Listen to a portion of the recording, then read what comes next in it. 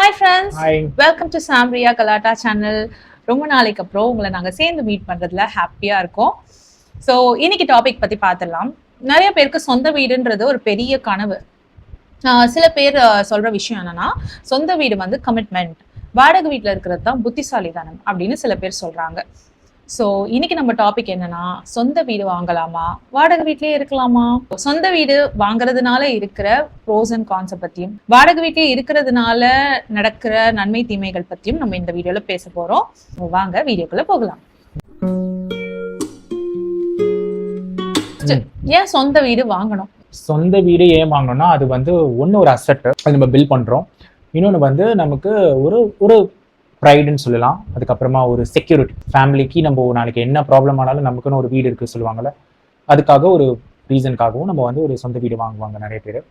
இந்த சொந்த வீடு பின்னாடி இருக்கிற சில மறைந்திருக்கும் ஹிடன் சார்ஜஸ் பத்தி பேசுவோமா?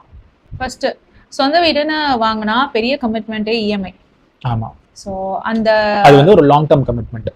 ஒரு 20 years 25 years வந்து நமக்கு ஒரு ஃபினான்ஷியல் கமிட்மெண்ட் இருக்கு. பட் எல்லாரும் நினைக்கிற விஷயம் வந்து, நம்ம ஒரு ரெண்டா யாருக்காவது கொடுக்கறதுக்கு பதிலாக நம்ம அதை வந்து கூட கொஞ்சம் போட்டு இஎம்ஐ பே பண்ணிடலாம் அப்படின்னு சொல்லிட்டு. ஃபார் எக்ஸாம்பிள், ஒரு வாடகை 20,000 ரூபாய் அப்படின்னா ஒரு 40,000 ரூபாய் கட்டணும்னா ஒரு 25 வருஷத்துல நமக்கு சொந்த வீடு ஆயிடுமே அப்படின்னு நினைக்கிறாங்க. சரி, ஸோ எஸ், அது ஒரு புத்திசாலித்தனமான விஷயம் தான். பட் நம்மளுக்கு ஒரு சொந்த வீடு வேணும்னா ஃபர்ஸ்ட் நம்ம கிட்ட என்னெல்லாம் இருக்கணும்? ஃபர்ஸ்ட் நமக்கு டவுன் பேமெண்ட் ரெடி பண்ணணும். ஓகேவா? என்ன இது வந்தாலும் ஒரு 20% டவுன் பேமெண்ட் நம்ம வச்சுக்கணும். ஸோ அதுக்கப்புறமா தான் நம்ம வந்து வீடு வாங்குறத பற்றி யோசிக்கணும். ஸோ ஆனால் நிறைய பேர் என்ன பண்ணுற ஒரு தப்புனா, அந்த 20%யும் கடன் வாங்குவாங்க. அதுவும் ஒரு கோல்டு லோன் போடுறது, இல்லை ஒரு பர்சனல் லோன் போடுறது. ஸோ அந்த மாதிரிலாம் இருக்கக்கூடாது. ஏன்னா நம்ம ஆல்ரெடி 80% வந்து லோன் தான் எடுக்க போகிறோம்.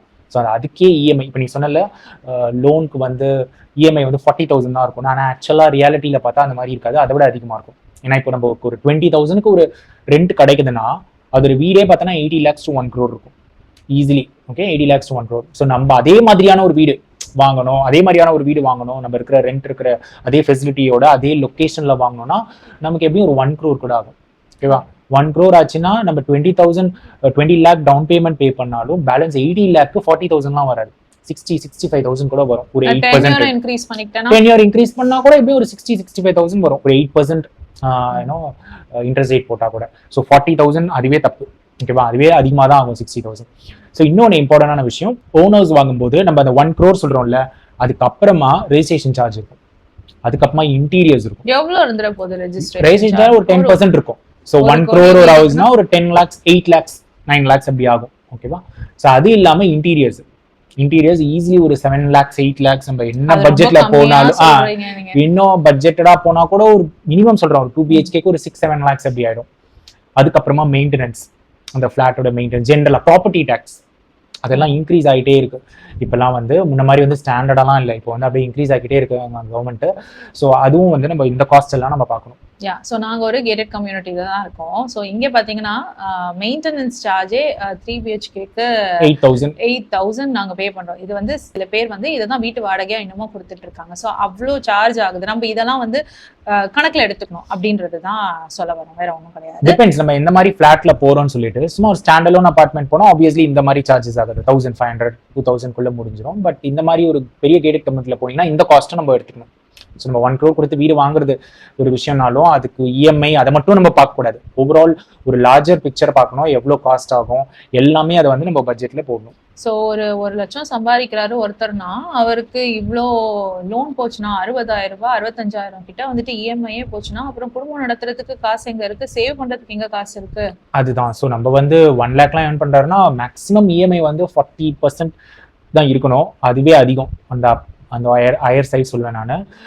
ஏன்னா இப்போ இருக்கிற நிலைமையில லே ஆஃப்ஸ் எல்லாம் நடக்குது. ஸோ ஃபர்ஸ்ட் வந்து எமர்ஜென்சி ஃபண்ட்லாம் பில் பண்ணிட்டு, அதனால இது வந்து ஒரு லாங் டேர்ம் கமிட்மெண்ட். ஸோ உங்களுக்கு ஆல்ரெடி பேரண்ட்ஸ்லாம் வீடு வச்சிருக்காங்க, அம்மா அப்பாவோடய கூட இருக்க போறீங்கன்னா பெட்டர் அவாய்ட் பண்றது. அட்லீஸ்ட் இந்த இயர்லி ஸ்டேஜஸ் ஆஃப் யுவர் லைஃப்ல நீங்க வாங்குறது ஒரு 40+, அதுக்கப்புறமா நீங்க ஒரு நல்ல ஒரு கார்பஸ் பில் பண்ணிட்டு, அதுக்கப்புறமா உங்களுக்கு நிறைய இருக்கு, ஒரு 60-70% கூட என்னால் டவுன் பேமெண்ட் பே பண்ண முடியும், பேலன்ஸ் கொஞ்சம் தான் என்னால் வந்து ஒரு லோன் போட முடியும், 30-40% லோன் போட்டால் வீடு வாங்கணும். அப்போ எனக்கு வீடு வாங்கணும்னு நினைச்சிங்கன்னா வாங்கலாம். பட் ரொம்ப இயர்லி ஸ்டேஜ்லேயே வந்து மாட்டிக்காதீங்க. இந்த மாதிரி சம்பளத்துல வந்து 60% இல்லை 70% போற மாதிரி இஎம்ஐலாம் போய் மாட்டிக்காதீங்க. அது ரொம்ப உங்களோட மாசம் உங்களோட கமிட்மெண்ட்டே வந்து கழுத்தை நெருக்க ஆரம்பிச்சிடும். அது ரொம்ப கஷ்டமாயிடும். ஸோ அதை பார்த்துக்கோங்க. நம்ம லாஸ்ட் இஎம்ஐ பே பண்ற வரைக்கும் பார்த்தீங்கன்னா அந்த வீடு நமக்கு சொந்தம் கிடையாது. ஸோ அதுதான் ரொம்ப இம்பார்ட்டன்டான விஷயம். இப்போ கூட ரீசெண்டாக பெங்களூர்ல ஒரு கேஸ் பார்த்துருப்பீங்க. ஏதோ ஒரு 7 இயர்ஸா இஎம்ஐ பே பண்ணியிருக்காங்க, அதுக்கப்புறமா ஒரு லே ஆஃப், அதுக்கப்புறமா வீடு இஎம்ஐ பே பண்ண முடியல. ஸோ பேங்க் வந்து ஏலத்தில் விட்டுட்டு அந்த வீடை வித்துட்டாங்க. ஓகேங்களா, வித்துட்டு so that's it. So 7 years 8 years பே பண்ணா கூட அதுக்கப்புறமா பே பண்ண முடியலன்னா நமக்கு அந்த வீடு சொந்தம் கிடையாது. ஸோ லாஸ்ட் இஎம்ஐ ஆமா, ஸோ லாஸ்ட் இஎம்ஐ நம்ம பே பண்ற வரைக்கும் அந்த வீடு நம்மளுது கிடையாது. ஓகேங்களா, ஸோ இஎம்ஐ கமிட்மெண்ட் குள்ள மாற்றத்துக்கு முன்னாடி நம்ம வந்து ஒரு 25 இயர்ஸ்க்கு நம்மளால ஸ்டடியா பே பண்ண முடியுமா அப்படிங்கறத யோசிச்சுட்டு தான் பண்ணணும். இல்ல நான் வந்து ஸ்மார்ட்டா வந்து பல்கா பே பண்ணி ஃபர்ஸ்டா முடிச்சிடுவேன் அப்படின்னு நினைச்சீங்கனாலும் அதுவுமே வைஸ் டிசிஷன் தான். பட் அது ஏதோ டாக்ஸ் பர்பஸ்க்கு ஏதோ சொல்லுவீங்க. ஆமா, ஸோ ஓல்ட் டாக்ஸ் எக்ஸம்லாம் இருந்ததுன்னா நமக்கு வந்து இந்த மாதிரி ஹவுசிங் லோன்லாம் எடுத்து அந்த இன்ட்ரெஸ்ட் டாக்ஸ் எக்ஸம் பண்ணலாம். ஸோ நம்ம நீங்கள் இருக்கிற ரெஜிமை பொறுத்து இருக்கு. பட் அதர்வைஸ் எனிவே வந்து ஒரு 7 இயர்ஸ் 8 இயர்ஸில் க்ளோஸ் பண்ணிட்டோம்னா உங்களுக்கு அட்லீஸ்ட் லாங் டேர்ம் என்ன வேணாலும் சொல்லலாம், அந்த அமௌண்ட் எடுத்து நம்ம இன்வெஸ்ட் பண்ணலாம், இன்வெஸ்ட் பண்ணி அதை விட ஹையர் ரிட்டர்ன்ஸ் வரும் அப்படின்னு சொல்லிட்டு. பட் இது பார்த்தீங்கன்னா கான்ஸ்டன்ட். ஓகே, ஃபார் ஷுவராக நம்ம பே பண்ண வேண்டிய ஒரு ஆப்ளிகேஷன் இருக்கும் நம்ம கமிட்மெண்ட்டு. ரிட்டர்ன்ஸ் வந்து வரலாம், கம்மியாகவும் ஆகலாம், ஸோ என்ன வேணாலும் ஆகலாம். So it's better. நிறைய பேர் சொல்கிற எமோஷனலாக யோசிச்சு பார்த்தோன்னா வந்து க்ளோஸ் பண்ணிடலாம், ஃபர்ஸ்ட் நம்ம கடன் விட்டு வெளில வந்துடலாம் அப்படின்றது தான் தோணும். ஸோ அதுதான். ஸோ ஏன்னா அது வந்து டெப்ட், அது கடன், கடனோட இருக்கிறது வந்து கஷ்டமான விஷயம். ஸோ எவ்வளவு சீக்கிரம் கடனை க்ளோஸ் பண்றோமோ அப்பதான் நம்மளுக்கு ஒரு நிம்மதி பெருமூச்சு வரும். அப்பதான் நம்மளுக்கு இந்த ப்ராப்பர்ட்டியே நம்மளுக்கு சொந்தமாகும். கடனை முடிக்கும் போது தான் இந்த ப்ராப்பர்ட்டி நம்மளுக்கு சொந்தமாகும். ஸோ எஸ், வாடகைக்கு பே பண்றதுக்கு பதிலாக இஎம்ஐக்கு பே பண்ணலாம், அந்த இதெல்லாம் ஓகே. பட் வாடகைக்கு பே பண்ற அமௌண்ட் தான் இஎம்ஐக்கு பே பண்றோமா அப்படின்றத நம்ம யோசிக்கணும். ரெண்டாவது பாயிண்ட், நம்ம இந்த மாதிரி சொந்த வீடு வாங்குறதுனால நம்ம மாட்டிக்கக்கூடிய சில விஷயங்கள் என்ன? லைக் ஃபார் எக்ஸாம்பிள், லைஃப்ல வந்து சேஞ்ச் நடக்குது.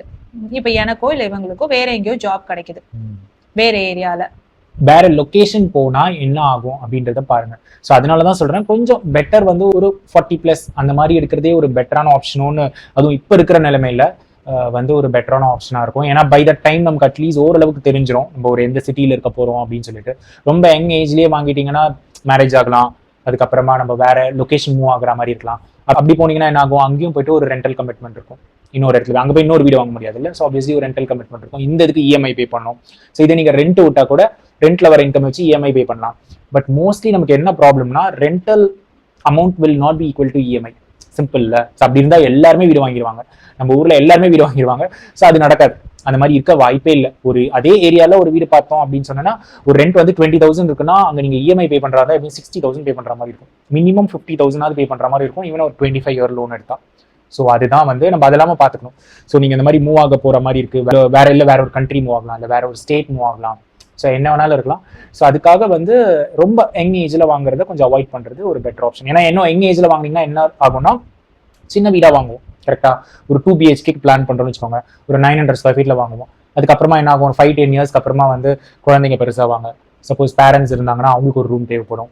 ஸோ ஒரு 3 ரூம் தேவைப்படும், ஒரு 3 BHK. அப்போ போய் நம்ம அப்கிரேட் பண்ண முடியாது. ஸோ அப்போ நம்ம செல் பண்ணிட்டு இன்னொரு வீடு வாங்கணும். இதெல்லாம் ஒரு இருக்கிறதுக்கு கொஞ்சம் வெயிட் பண்ணி நல்லா கொஞ்சம் கார்பஸ் பில்ட் பண்ணிட்டு அதுக்கப்புறமா ஒரு 3 BHK கூட வாங்கிக்கலாம். ஸோ உங்க ஜாப், உங்க ரெக்குவயர்மெண்ட் பொறுத்து தான் வந்துட்டு நீங்க சொந்த வீடு வாங்கணுமா வேணாமான்றதை நீங்க டிசைட் பண்ணணும். பசங்களோட ஸ்கூலுக்காக சேஞ்ச் பண்ண வேண்டி இருக்கும். இப்போ எங்களோட நிலைமையும் அப்படிதான். ஆக்சுவலி ஸ்கூல் தூரமா போட்டிருக்கோம், பசங்க பஸ்ல போறாங்க. ஸோ இருந்தாலும் வந்து நாங்க சேஞ்ச் பண்ண முடியல, பிகாஸ் எங்களுக்கு சொந்த வீடு. அண்ட் ஓகே ஃபைன், பசங்களும் டிராவல் பண்ண ரெடியா இருக்காங்க. ஆனா சில சிச்சுவேஷன்ல நம்ம கண்டிப்பா போய் ஆகணும்ன்ற நிலைமை இருக்கும். பட் போகணும்ன்ற நிலைமை இருந்தாலும் நம்மளால போக முடியாம நம்ம நிறைய பேர் போவாங்க. நிறைய பேர் என்ன பண்ணுவாங்க, ரெண்ட் விட்டுருவாங்க. ஸோ பசங்க ஸ்கூல் இம்பார்ட்டன்ட், ரொம்ப கிட்ட இருக்கணும், க்ளோஸா இருக்கணும் அப்படின்னு சொல்லிட்டு அந்த மாதிரி மூவ் ஆவாங்க. ஸ்டில் வந்து சொந்த வீடுன்னு பார்க்கும்பொழுது நம்ம என்ன பண்ணுவோம், நம்மளோட ஹார்ட் அண்ட் சோல் போட்டு இன்டீரியர்ஸ் முதல் கொண்டு நம்மளே யோசிச்சு பண்ணிருப்போம். அது வந்து ரொம்ப அட்டாச் டு அவர் ஹார்ட்டா இருக்கும். ஸோ இதை விட்டுட்டு நம்ம இவ்வளவு நம்ம பார்த்து செஞ்ச இடத்த விட்டுட்டு நம்ம வாடகைக்கு போகணுமே அப்படின்னு நினைக்கிறது வந்து ஒரு கஷ்டமான விஷயம் தான். ஸோ அதையும் வந்து நம்ம பார்க்கணும். சொந்த வீடு வாங்குறதுக்கு முன்னாடி நம்மளுக்கு நம்மளுடைய ரெக்குவயர்மெண்ட், நம்மளுடைய தேவையை பொறுத்து தான் நம்ம சொந்த வீடு வாங்கணும். அடுத்து நிறைய பேர் சொல்ற ஒரு விஷயம் என்னன்னா, வாடகை வீடுல இருக்கிறது புத்திசாலித்தனம் அப்படின்றாங்க. சோ இதை எப்படி பாக்குறீங்க? வாடகை வீட்டுல இருக்கிறது எப்படி புத்திசாலித்தனம் ஆகும்? வாடகை வீட்டுல இருக்கிறது எப்படின்னா, நான் இப்ப பேசின மாதிரி தான். ஸோ இஎம்ஐ இருக்கு, ஒரு 50,000 ஒரு ஓன் ஹவுஸ் கொடுத்து, சரி நான் ஒரு 50,000 கொடுத்து இஎம்ஐ பே பண்ணிட்டு இருக்கேன். ஸோ இன்னொருத்தர் இருக்காரு, அவர் வந்து 20,000 ரெண்ட் பே பண்றாரு. ஸோ பேலன்ஸ் அவரால் அஃபோர்ட் பண்ண முடியும் 50,000 கொடுத்து வாங்குறது. பட் ஆனால் இப்போ இல்லாம டிலே பண்றாரு. டிலேனா ரொம்ப நாள் இல்லை, ஒரு 10 இயர்ஸ் டிலே பண்றாருன்னு வச்சுக்கோமே. ஒரு 40s நான் வாங்கிக்கிறேன் பிரச்சனை இல்லை அப்படின்னு சொல்லிட்டு பண்ணாருன்னா, அந்த 10 இயர்ஸ்க்கு அவர் அந்த டிஃபரன்ஸ் அமௌண்ட்டை இன்வெஸ்ட் பண்ணும். ஓகேவா. ஸோ அது வந்து லைஃப் ஸ்டைல் எக்ஸ்பென்சஸ்க்காக செலவு பண்ணிட்டு எல்லாத்தையும் செலவு பண்ணாருன்னா தென் அளவு தான். அது புத்திசாலி அது புத்திசாலி இல்லை. ஏன்னா நான் வந்து பர்சன் ஏ வந்து ஒரு அசட்டை பில் பண்ணிட்டேன், அவர் அசட்டும் பில் பண்ணல, ரொம்ப ஸ்பெண்ட் பண்ணிட்டு எல்லாமே, அதுக்கு நான் ஸ்பெண்டே பண்ண வேணாம்னு சொல்லல. ஸோ கண்டிப்பா லைஃப் என்ஜாய் பண்ணும். பட் அதே சமயத்துல எல்லாத்தையும் எக்ஸ்பென்ஸா போட்டு செலவு பண்ணிட்டாருன்னா ஸோ அப்புறமா என்ன ஆகும், அவர் ஒரு அசட்டும் பில் பண்ண மாட்டாரு, ஒரு கார்பஸும் பில் பண்ண மாட்டாரு, அவர் எக்ஸ்பென்சஸா ஸ்பெண்ட் பண்ணிட்டு ரெண்ட்லயே இருந்துட்டு ஸோ ரெண்டும் இன்க்ரீஸ் ஆகிட்டே இருக்கும். அதுவும் நம்ம பார்க்கணும். இப்போ இருக்கிற ரெண்ட் 10 இயர்ஸ்க்கு அப்புறமா அதே ரெண்ட் இருக்காது, கரெக்டாக அந்த அமௌண்ட்டும் இன்க்ரீஸ் ஆகிட்டு இருக்கும். இன்வெஸ்ட்டும் பண்ணலன்னா அவருக்கு எதுவுமே பில் பண்ணியிருக்க மாட்டாரு. ஸோ ஆனால் இன்னொரு பர்சன் வந்து 20,000 ரெண்ட் பே பண்ணிட்டு ரிமைனிங் ஒரு 30,000 இன்வெஸ்ட் பண்ணாருன்னு வச்சுக்கோங்க. இன்வெஸ்ட் பண்ணி 30,000 ஃபார் 10 இயர்ஸ் இன்வெஸ்ட் பண்ணாருன்னா அது ஒரு பெரிய கார்பஸாக பில்ட் ஆயிருக்கும், காம்பவுண்டிங் ஆகி. ஸோ அப்போ வந்து ஈ கேன் டிசைட், சரி நான் ஒரு சொந்த வீடு வாங்கணும் அப்படின்னு நினைச்சா கூட ஒரு பெரிய, இன்ஃபேக்ட் ஃபுல்லா வாங்கலனாலும் ஒரு பெரிய அமௌண்ட்டை போட்டு கம்மியாக லோன் எடுத்துக்கலாம். லோன் எடுத்துட்டு ஒரு அவரால் என்ன அஃபோர்ட் பண்ண முடியுதோ அந்த டைம்ல கொஞ்சம் கம்மி லோன் எடுத்துட்டு இஎம்ஐ பே பண்ணிட்டு அப்படியே மூவ் ஆகிக்கலாம். ஒரு 50 lakhs கார்பஸ் சேவ் பண்ணிட்டு பேலன்ஸ் அந்த டைம்ல ஈவன் ஒரு 30 lakhs 40 lakhs லோன் எடுத்துட்டு அதுக்கு 20,000 இஎம்ஐ பே பண்ணா கூட ரிமைண்டர் ஆஃப் த இயர்ஸ் வந்து அவருக்கு எனிவே ரெண்ட் பே பண்ணுவாரு. ஸோ அதுக்கு பதிலாக இந்த மாதிரி பண்ணலாம். ஸோ இதுவும் ஒரு ஆப்ஷன். ஸோ எஸ், வாடகை வீட்டில் இருக்கிறது புத்திசாலித்தனம்னு பேசுறதுக்கு காரணம் அந்த இஎம்ஐ கட்டுற காசை வந்து நம்ம இன்வெஸ்ட் பண்றதுனால. So he is building corpus. அந்த பர்சன் வந்து வாடகை வீட்டில் இருக்கிறவர் வந்து பில்டிங் கார்பஸ். அவர் வந்து ஃபியூச்சருக்காக பிளான் பண்றாரு. அவர் எய்தர் வீடு வாங்கலாம், இல்லைன்னா வந்துட்டு அவரோட ரிட்டையர்மெண்ட் லைஃபுக்கு அவர் யூஸ் பண்ணலாம். வீடே வாங்காம கடைசி வரைக்கும் வந்துட்டு ரெண்டட் ஹவுஸ்லயே, இல்ல பேரண்ட்ஸ் இருக்கலாம், பேரண்ட்ஸோட ஓன் ஹவுஸ் இருக்கலாம், ஸோ வந்து ஊர்ல இருந்திருக்கலாம். ஸோ அவர் ஒர்க் முடிச்சுட்டு அப்படி கூட நிறைய பேர் பார்த்தீங்கன்னா என் ஃப்ரெண்ட்ஸ்லாம் அப்படி தான் இருக்காங்க. ஸோ சென்னையில நான் செட்டிலே ஆக போறது இல்லை, நான் எதுக்கு சென்னையில வீடு வாங்கணும், பேர் கொஸ்டின் இல்லை. ஸோ எதுக்கு நான் இங்க, சரி நாளைக்கு நான் இங்கேருந்து போனேன்னா மறுபடியும் அது ரெண்ட் தான் ஓடணும். ரெண்ட் விட்டா சென்னையிலேயே ப்ராப்ளம் வந்து 3% தான் ஈல்ட் கிடைக்கும், 3 or maximum 4%. அதுக்கு நான் ஒரு கார்பஸ் பில் பண்ணிட்டு அதுல இருந்து நான் 9-10% ரிட்டர்ன் ஜென்ரேட் பண்ண முடியும்ல. ஸோ அந்த மாதிரி நிறைய பேர் வந்து திங்க் பண்ணுவாங்க. ஸோ அது வந்து இந்த மாதிரி யாரெல்லாம் ஓன் ஹவுஸ் இருக்கு, வில்லேஜ்க்கு போறேன், நான் ஃபேமிலி பேரண்ட்ஸோட போய் செட்டில் ஆக போறேன், வேற ஸ்டேட்டுக்கு போக போறேன், வேற ஸ்டேட்ல இருந்து வந்திருப்பேன், இல்ல தமிழ்நாட்டுல இருந்தே வேற இடத்துல இருந்து வந்திருக்கேன், ஸோ நான் இங்க இருக்க போறது இல்லை, ஒர்க்காக நான் இங்க இருக்கிறேன், நான் ஒரு 10 years ஒர்க் பண்ணுவேனா, இல்லை ஒரு 15 years ஒர்க் பண்ணுவேன், அதுக்கப்புறமா நான் போயிடுவேன் மறுபடியும் என்னோட ஹோம் டவுனுக்கு அப்படின்றவங்க எல்லாம் இட் மேக் சென்ஸ். எங்க ஃப்ரெண்ட்ஸ்லாம் நிறைய பேர் சொல்லியிருக்காங்க, எனக்கு இது சென்னை ஒத்து வராதுப்பா, வயசான காலத்துல நான் போயிட்டு என் ஊர்ல செட்டில் ஆகணும் அப்படின்னு சொல்றவங்க இருக்காங்க. ஸோ அவங்களுக்குலாம் அவங்க ஊருக்கு போறாங்கன்னா அவங்களுக்குலாம் it doesn't make sense.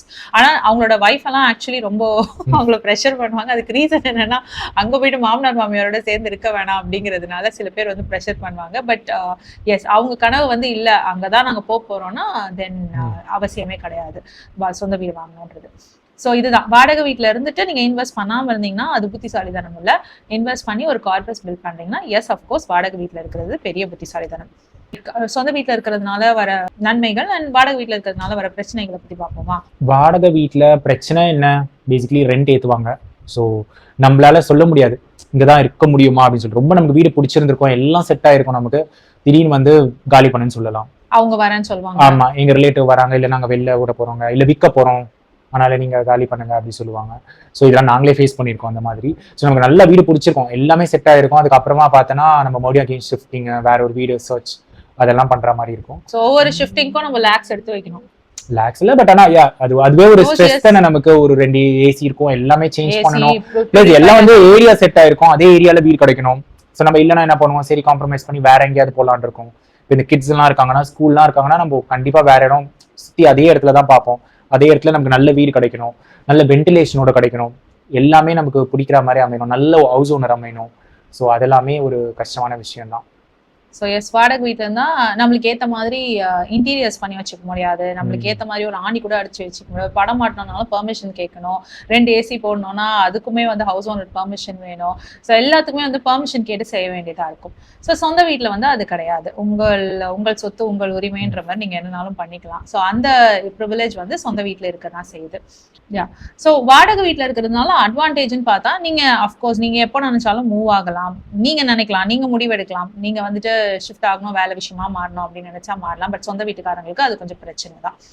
Owners இருக்கவங்களும் மூவ் ஆகலாம், பட் அகைன் ஒரு காம்ப்ரமைஸ் இருக்கும். பட் ரெண்ட்னா நமக்கு எந்த கமிட்மெண்ட்டும் இல்லைல்ல, நம்ம மாதிரி போயிடலாம். ஸோ ப்ராப்பர்ட்டி டேக்ஸ் பே பண்ண விஷயம் இல்லை. அஃப்கோர்ஸ் இப்ப சொந்த வீட்டுக்காரங்கன்னா ஒரு மோட்டர் ரிப்பேர் என்ன பிரச்சனைனாலும் வந்து அதை நம்ம தான் வந்து பார்க்கணும். இதுவே வந்து ரெண்டட் ஹவுஸ்ல இருந்தோம்னா ஏதோ ஒரு பெரிய ப்ராப்ளம்னா அதை ஹவுஸ் ஓனர் தலையில போட்டலாம். உங்க வீட்டுல தான் ஒரு பிரச்சனை, வாங்க அதுக்கு பணம் பே பண்ணிருங்க, சரி பண்ணி இல்லைன்னா நாங்க செலவு பண்ணிடுறோம், ரெண்ட்ல கழிச்சுக்கலாம் அப்படின்னு சொல்றதுக்கு ஒரு வாய்ப்பாது இருக்கு. ஆனா சொந்த வீட்டுக்காரங்களுக்கு அந்த முடியவே முடியாது. இஎம்ஐ கமிட்மெண்டோட இந்த maintenance commitment, property tax, maintenance இதெல்லாம் கான்ஸ்டன்டா இருக்கும். அது இன்க்ரீஸ் ஆகிட்டே வேற இருக்கும். அதுவும் பில்டிங் ஏஜ் ஆக இன்னும் கொஞ்சம் செலவு பண்ண வேண்டியது இருக்கும். பெயிண்ட் அடிக்கிற மாதிரி ஒரு செலவு வரும் எவ்ரி ஒரு 8 years 10 years அந்த மாதிரி. ஸோ அதெல்லாம் கொஞ்சம் எக்ஸ்பென்சஸ் தான்.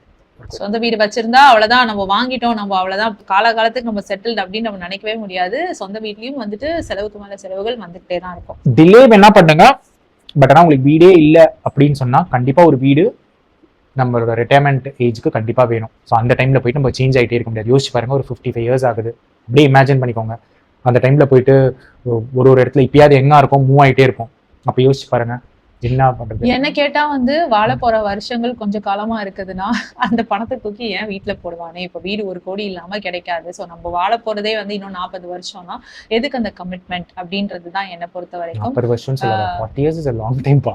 ஏன் 40 years? இப்போ நம்ம 60 ல இருந்து 10 15 yearsனா okay, but 40 to 80 is still a long way இல்ல. 40 years 4 decades. 40 to 80 long years. Okay, என்கிட்ட இப்ப அந்த 1 கோடி இருக்கு, அந்த 1 கோடியை தூக்கி நான் 40 வயசுல ஒரு வீட்டுல போடுறதுக்கு பதிலா அதை நான் இன்வெஸ்ட் பண்ணிட்டு நான் உட்கார்ந்து வாழுவேன்ல, எனக்கு அதுல வர ரிட்டர்ன்ஸ் வச்சு நான் வாழுவேன்ல, மாசம் மாசம் என்னோட செலவுகளை பார்ப்பேன்ல. எது புத்திசாலித்தனம்? நான் மொத்த காசையும் கொண்டு போயிட்டு வீட்டுல போடுறது புத்திசாலித்தனமா, இல்லைன்னா வந்துட்டு நான் அதை வச்சு என்னோட வாழ்வாதாரம் நம்ம வந்து நெக்ஸ்ட் ஜெனரேஷன் கொடுக்க வேணாம்னு நினைச்சேன்னா இதெல்லாம் பண்ணலாம். பட் ஜென்ரலா வீடுன்றதே வந்து ஒரு சிம்பாலிக்கான விஷயம் தானே. நம்ம நெக்ஸ்ட் நம்ம ஒரு லெகசி நம்ம ஒரு நெக்ஸ்ட் நம்மளோட ஜென்ரேஷனுக்கு கொடுத்துட்டு போறது ஒரு விஷயம் தானே. ஸோ அந்த மாதிரி யோசிச்சோம்னா வீடு வந்து இந்த மாதிரி வாங்கலாம். எஸ், அதையும் ஒத்துக்கிறேன். ஆனா நம்ம குழந்தைங்க தான், நான் இல்லைன்னு சொல்லல. நம்ம குழந்தைங்களுக்காக நம்ம வாழ்ந்து வாழ்ந்து வாழ்ந்து கடைசியில நம்ம வாழ்க்கையை நம்ம வாழாமலே போயிடுவோம்ல, அதுவும் இருக்குல்ல. நம்ம கடைசி வரைக்கும் கடன்ல மாட்டி, ரெண்ட்ல மாட்டி, நாளை பின்ன என்ன ஆகும், அந்த கடனால நம்ம ரொம்ப கஷ்டப்பட்டு அதை கட்டி நம்ம கையில வந்து லாஸ்ட் மினிட்ல, அதாவது கடைசி காலங்களில் நம்ம கிட்ட பணமே இருக்காது. ஸோ பணம் இல்லாம நம்ம என்ன பண்ணுவோம், நம்ம பையனையும் பொண்ணையும் டிபெண்ட் பண்ணியிருப்போம். அது அவங்களுக்கு கஷ்டம். அவங்களுடைய பிரைம் டைம்ல நம்ம அவங்கள டிபெண்ட் பண்ணி இருக்கிறதுன்றது வந்து அவங்களுக்கு ஒரு கஷ்டம். பட் ஆனா வீடு always an asset. So any time நம்ம விற்கலாம். ஸோ அஃப்கோர்ஸ் அவ்வளோ ஈஸி கிடையாது. நமக்கு கேட்குற ரேட்டு கிடைக்காது, அதெல்லாம் கொஞ்சம் இருக்கும். பட் ஆல்வேஸ் அது ஒரு ஈக்விட்டி தான். நமக்கு அதை நம்ம எப்போ வேணாலும் விற்கலாம், விற்று அதை பணமாக்கலாம். ஸோ அது நமக்கு ஒரு அசெட். S, with பணமாக்கலாம். நீங்க கடனை முடிச்சிருந்தா தானே. கடனை முடிச்சிருந்தா. ஸோ அதான் பாருங்க, எது ரைட் ஆர் ராங்ன்றதை விட உங்களுக்கு எது செட் ஆகும், உங்களோட லைஃப் சிச்சுவேஷனுக்கு எது செட் ஆகும் அப்படின்றது தான். ஸோ ஸ்ட்ரைட்டாவா இந்த டிபேட்டே பார்த்தோன்னா இதுதான் கரெக்ட் இதுதான் தப்பு அப்படின்னு சொல்லவே முடியாது. நம்மளோட லைஃப் சிச்சுவேஷனை பொறுத்து இருக்கு. நம்ம தான் டிசைட் பண்ணணும் அது நமக்கு தேவையா, எப்போ தேவை, ரியலி இந்த டைம்ல வாங்கலாமா, இல்லை கொஞ்சம் டிலேட் பண்ணி வாங்கலாமா, இல்லை சொன்ன மாதிரி வாங்கவே வேண்டாம்.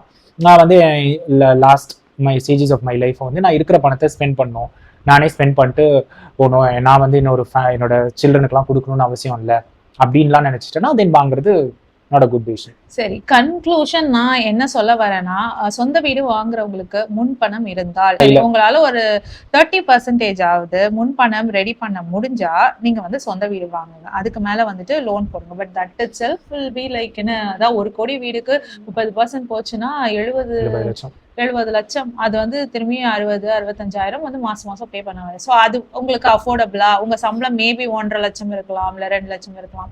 அப்படிப்பட்ட ஆட்களுக்கு இது கொஞ்சம் பரவாயில்லையா இருக்கும். ஏன்னா உங்க இஎம்ஐ போக உங்களுடைய மற்ற கமிட்மெண்ட்ஸையும் நீங்க பார்க்கணும் இல்லையா, அது இல்லாம உங்களோட சேவிங்ஸை பார்க்கணும். ஸோ எல்லாமே அது முடியுமா அப்படின்னு பார்த்துட்டு உங்களால சொந்த வீடு வாங்க முடிஞ்சா வாங்குங்க, பிரச்சனையே கிடையாது. பட் இஎம்ஐ வந்து ஒரு 30% 40% மேல வச்சுக்காதீங்க. வாட் எவர் இட் இஸ், நீங்க அதுக்கேற்ற மாதிரி தான் வீடே பார்க்கணும். ஸோ டவுன் பேமெண்ட்ன்றது நம்ம வாங்க போற ஒரு வீடு ஒரு 70 lakhs 80 lakhsனா அதுல 30% டவுன் பேமெண்ட், ஓகேங்களா. அது ஒரு 21,000 அப்படி வச்சுக்கலாம். பட் பேலன்ஸ் இருக்க 49 lakhsக்கு நம்ம லோன் எடுத்தோம்னா அந்த லோனுக்கு வரப்போற இஎம்ஐ நம்மளோட டேக் ஹோம் சேலரியில இருந்து ஒரு 40% மேல கண்டிப்பா இருக்கக்கூடாது. இன்ஃபேக்ட் எல்லா இஎம்ஐயும் சேர்த்து அவ்வளவுதான் இருக்கணும். நீங்க இதுக்கு பதிலாக கார் வாங்கிட்டு பைக் லோனு, பர்சனல் லோன், எல்லா லோனும் வச்சிருந்தீங்கன்னா அதெல்லாம் அந்த அமௌண்ட்டுக்கு மேல போச்சுன்னா பேலன்ஸ் அமௌண்ட்ல உங்களால ஃபேமிலி ரன் பண்றது ரொம்ப கஷ்டமா இருக்கும். அப்கோர்ஸ் இது வந்து ஒரு 2 பேர் இன்கம் வர மாதிரி இருக்கு. இப்போ நிறைய பேர் 2 பேர் இன்கம் வருது, 2 பேருமே ஒர்க் பண்றாங்க. ஸோ அப்போ இட் இஸ் ஓகே. நான் சொல்றது ஃபேமிலி இன்கம்ல ஒரு 30% 40%க்கு மேல இன்க்ரீஸ் ஆகக்கூடாது. அந்த மாதிரி பார்த்துக்கணும். ரைட். ஸோ அதான் என்னை பொறுத்த வரைக்கும் சொந்த வீடுக்கு வந்து உங்ககிட்ட டவுன் பேமெண்ட் இருந்தா உங்களால மேனேஜ் பண்ண முடியும். என் சம்பளத்துல இது மேனேஜ் பண்ண முடியும். என்னால என் சம்பளத்துல 30% to 40% தான் இஎம்ஐ போகுது. ஸோ என்னால இது மேனேஜபிள் அப்படின்னு நினைச்சீங்கன்னா தாராளமா நீங்க சொந்த வீடு வாங்கலாம். அண்ட் மோர் ஓவர் நான் எங்கேயும் மூவ் ஆக மாட்டேன், நான் இங்கதான் இருக்க போறேன், இதுதான் என்னோட வீடு, இதுதான் இந்த ஊர் அப்படின்னு சொல்லி நீங்க நினைச்சிட்டீங்கன்னா அது வாங்கலாம். இல்லைன்னா நான் என்னோட வேலையே வந்துட்டு நிரந்தரம் இல்லை, நான் எங்க இருப்பேனே தெரியாது, என்னை எப்பனாலும் டிரான்ஸ்ஃபர் பண்ணுவாங்க, அப்படிப்பட்ட வேலையில நான் இருக்கேன், ஆனா என் குடும்பத்துக்கு நான் செட்டில் பண்ணணும்னு ஒரு வீடு வாங்காதீங்க. ஏன்னா வந்து உங்க குடும்பம் வந்து உங்க கூட இருக்கதான் விரும்புவாங்க. ஜஸ்ட் பிகாஸ் நீங்க வீடு வாங்கிட்டீங்களேன்றதுக்காக அந்த வீட்டுல விட்டுட்டு நீங்க மட்டும் தனியா டிராவல் பண்ற மாதிரி ஆகும். அது உங்க வயசு காலமே போயிடும். தனித்தனியா பிரிஞ்சு வாழ்ந்து உங்க வயசு காலமே போயிடும். ஸோ அந்த மாதிரி ஒரு கமிட்மெண்ட்ல மாட்டிக்காதீங்க.